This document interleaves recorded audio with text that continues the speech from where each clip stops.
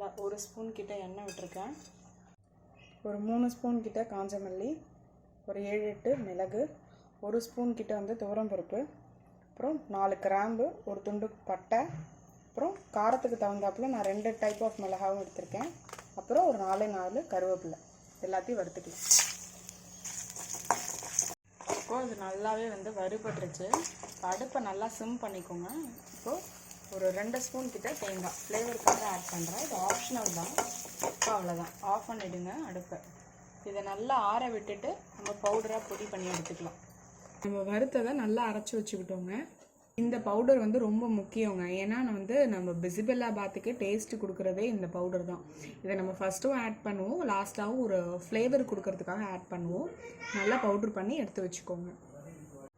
இப்போது நம்ம எவ்வளோ அரிசி எடுத்திருக்கோம், பருப்பு எடுத்திருக்கோங்கிற ரேஷியோ சொல்லிடுறேங்க. இதால் நான் 1 டம்ளர் கிட்ட வந்து அரிசி எடுத்து ஊற வச்சுருக்கேன். நான் எப்பயுமே ஊற வச்சு தான் செய்வேன். அதுக்கு பருப்பு பார்த்தீங்கன்னா ஒரு ஹாஃப், கரெக்டாக ஹாஃப். ஸோ 1க்கு half, இதுதாங்க ரேஷியோ.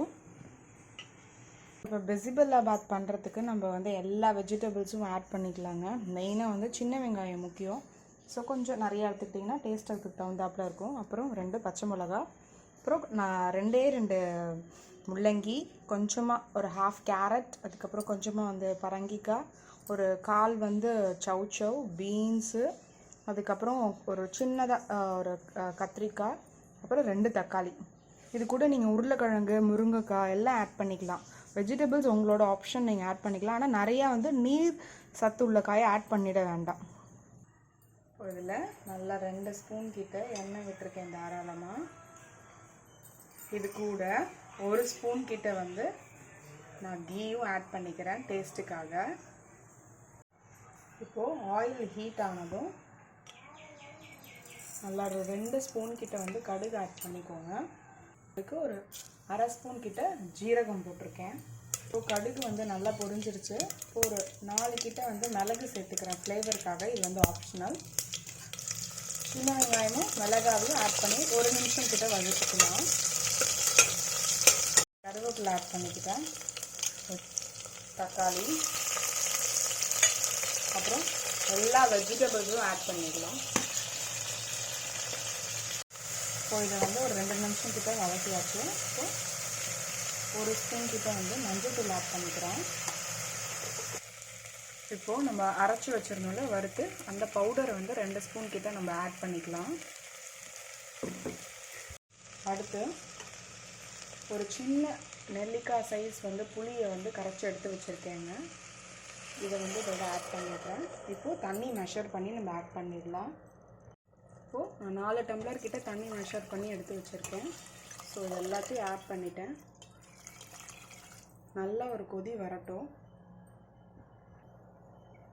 நீங்கள் வந்து எந்த டம்ளரில் மெஷர் பண்ணிங்களோ அதால் வந்து 4 டம்ளர் கிட்ட இப்போ நான் ஊற்றிருக்கேன். இது வந்து நல்லா குழஞ்சி வேக போகிறதுனால தண்ணி நல்லா ஊற்றலாம், தாராளமாக பயப்படாமல் ஊற்றலாம். இப்போது எல்லாம் சேர்ந்து ஒரு கொதி வர ஆரம்பிச்சிருச்சு. இந்த ஸ்டேஜில் நம்ம வந்து இதுக்கு தேவையான அளவு உப்பு சேர்த்துக்கலாம். அடுத்து நம்ம ஊற வச்சுருந்த பருப்பையும் அரிசியும் ஒன்றுமா ஆட் பண்ணிடலாம். அடுத்து அரிசி ஆட் பண்ணிடுறேன்.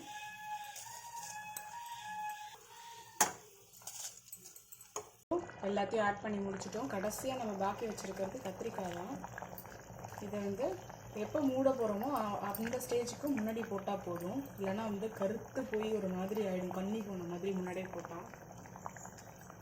இந்த ஸ்டேஜில் மூடுறதுக்கு முன்னாடி நம்ம எல்லாம் கரெக்டாக இருக்கா அப்படின்றத ஒரு தடவை செக் பண்ணிக்கோங்க. அப்புறம் லாஸ்ட்டாக வந்து நான் கொஞ்சமாக பெருங்காயம் மட்டும் ஆட் பண்ணுறேன், ஒரு பிஞ்ச் ஃப்ளேவருக்காக. ப்ளஸ் வந்து அசிடிட்டி ஃபார்ம் ஆகாமல் இருக்கும், அதுக்கு தான். ஓகே, அவ்வளோதாங்க. இந்த லெட்டு போட்டு க்ளோஸ் பண்ணிடலாம். ஸ்ட்ரீம் வந்ததும் விசில் போட்டு நல்லா ஒரு 7-8 விசில் வரட்டுங்க. சிம்மில் வச்சு ஆஃப் பண்ணிவிடுங்க. முடிஞ்சிடுச்சு.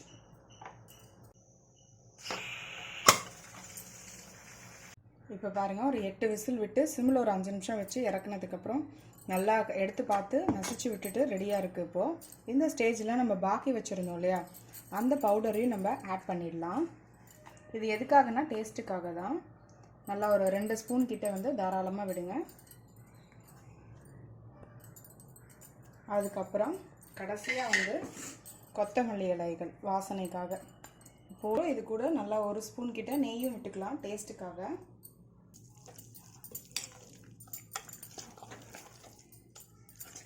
இதாங்க நம்மளோட அருமையான பிசிபெல்லாபாத் ரெடி ஆகிடுச்சு. இந்த ஹாட்டாக சர்வ் பண்ணி என்ஜாய் பண்ணுங்கள். ட்ரை பண்ணுங்கள், டேஸ்ட் பண்ணுங்கள்.